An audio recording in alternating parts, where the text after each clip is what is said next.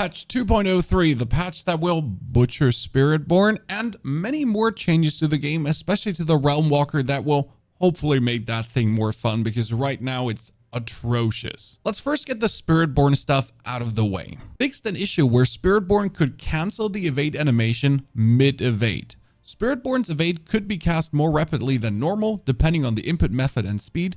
It is now normalized to the standard evade cast rate in all scenarios. If you have been playing the dash Spiritborn, that one is ruined. But I heard already some players say that are actively playing this that they assume it will probably still work. Now you still have today to enjoy, farm maximum materials, and then tomorrow you get to play My Gorillaborn. And that's actually it. Nothing else gets super nerfed, changed, altered on the Spiritborn. If you've been playing any other build, you're fine. Mechanics are working, multipliers are multiplying. First, the Undercity, because it has been a bit underwhelming. More random items will drop at the end of the run. There's at least one legendary item in the box, always, and the gold drop is doubled if we're then planning to farm gold over there. Generally speaking, they nerfed the HP of minions, they reduced the amount of dudes that pop out of the spirit beacons, and the standard timers increased from 100 to 120 seconds,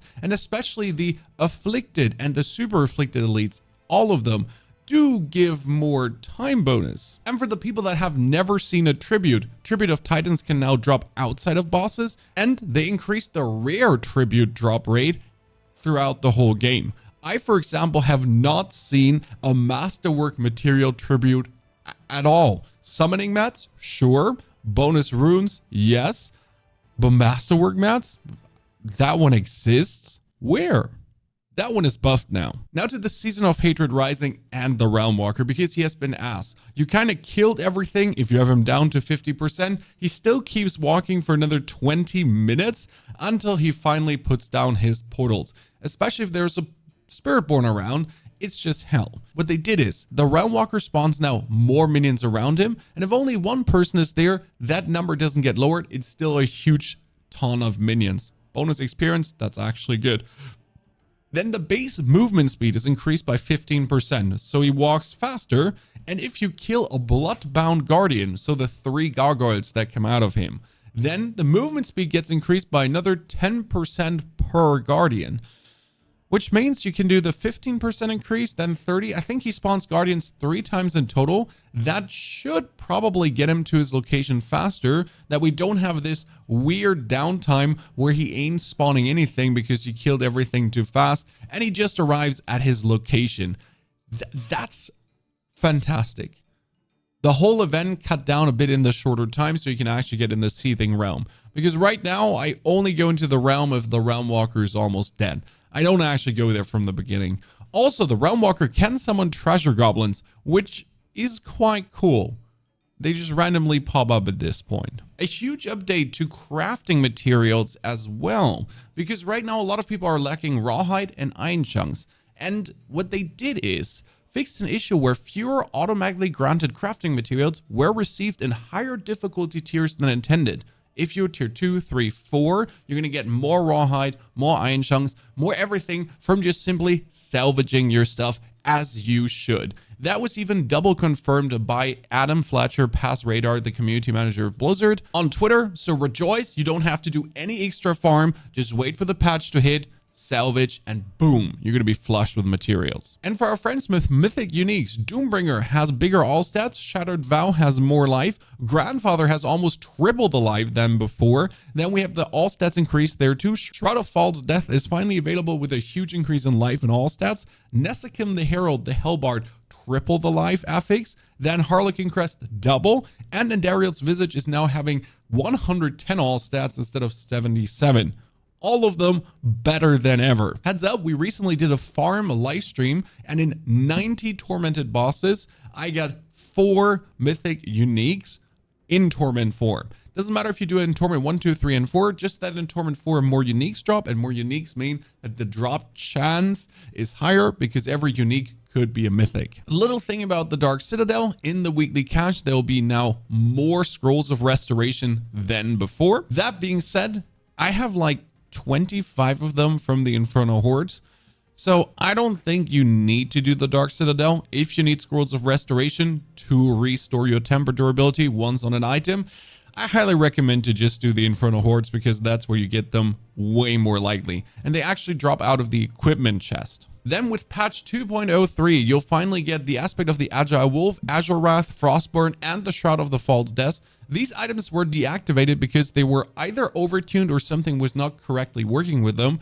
Azure Wrath is going to be very interesting if you get it as the 800 item power version, because the lucky hit proc was so over procking on Sork, for example, that it was just completely going off the charts. It might even be possible to play this in the Heartseeker Rogue as we're focusing on cold damage. We have tons of lucky hit.